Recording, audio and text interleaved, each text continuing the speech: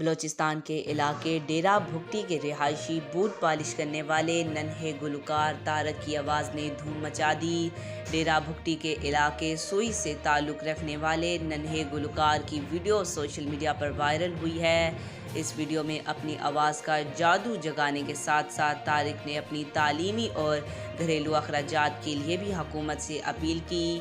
وزیر اعلیٰ بلوچستان سرفراز بھگٹی کی جانب سے ننھے گلوکار کی بھرپور پذیرائی کی گئی۔ سرفراز بھگٹی نے ننھے گلوکار کے تمام تعلیمی اخراجات سرکاری سطح پر اٹھانے کا اعلان کر دیا ہے۔ وزیر اعلیٰ بلوچستان نے ضلعی انتظامیہ کو اس سلسلے میں ہدایت جاری کیں، جس کے بعد ڈپٹی کمشنر ڈیرہ بھگٹی اظہر شہزاد نے ننھے گلوکار طارق اور اس کے والد کو اپنے دفتر بلایا۔